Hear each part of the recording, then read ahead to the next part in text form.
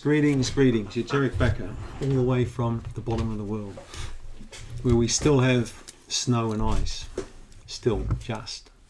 I just read a really interesting thing about Iceland, about a guy who made a beautiful big plaque and in memory of a glacier now that's gone, that died, 700-year-old glacier. It's really sad to see the world in such a decline. You know, all our glaciers are melting and the oceans are going up and stuff. But anyway, we're not talking about oceans, we're talking about sweet potatoes. Sweet potatoes and weight loss, are they good for weight loss? One of the subscribers asked me. Well, I'll tell you something. People get confused, right? When they hear the word potato, oh my God, I'm going to get fat. I'm going to get a fat butt if I eat these things. They're not a potato, okay? They're a tuber. Okay, they're not anything like the white normal potato that you think that that you eat normally if you eat fries. Okay, so that's a completely different vegetable than the sweet potato. The sweet potato is a tuber, as I was saying, and the other one is a different kind of a food. All right, the sweet potato is very good for your health. It's in fact a traditional medicine in several countries like Brazil and Taiwan. It's used as a medicine. It belongs to the Ipomoea family, or the Convulvulus family. You might have seen the convolvulus with the lovely blue flowers. So I noted when I was a young guy, and I think one of my friends showed me some pictures of this plant in an encyclopedia, because we didn't have internet back then, and I thought, my goodness, that looks like a convolvulus kind of plant, and those are the leaves of the sweet potato.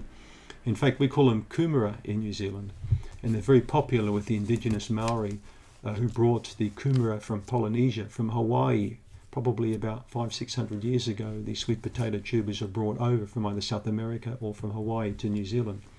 So we got two types here, the yellow one, like the golden one, with the orange flesh, and then we've got the red one with the white flesh. So a study was conducted recently with the sweet potatoes with the white flesh.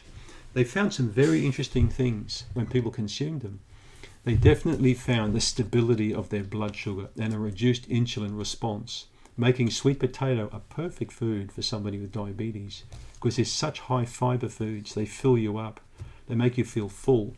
They've got way more potassium than a banana has. So if you thought bananas are high potassium, have a look at the tuber. All right? The vitamin A content is sky high. There are many minerals in sweet potatoes you're going to be hard-pressed getting from many other sources.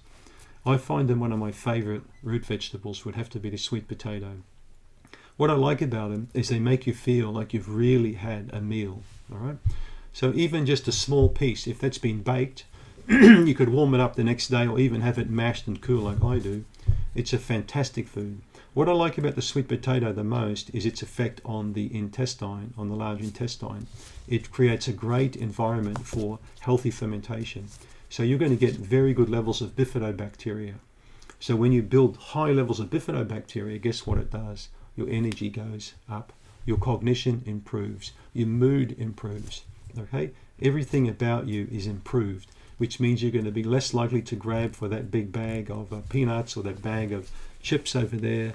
You're less likely to grab a 6-pack of Budweiser when you're feeling full and satisfied. You're less likely to eat bars of candy and stuff like that. Eating good food like sweet potato makes you feel good and full. And of course, that signals to the brain, that you don't need to go to the pantry or refrigerator all the time. Eating crap foods like fries, potato chips has the opposite. All right? So just be aware, sweet potatoes are not a normal potato. They're a tuber. They're extremely nutritious. They're high in fiber. They're high in water. They satisfy. Studies have shown that they aid in weight loss. And I think you should include them in your diet. And you know what I like? You can eat them whether you're a vegan or a meat eater. It makes no difference, because meat eaters still need to eat something that's not meat. Go for it. Click on the link below if you want my free 17-page Candida shopping list. Thanks for tuning in.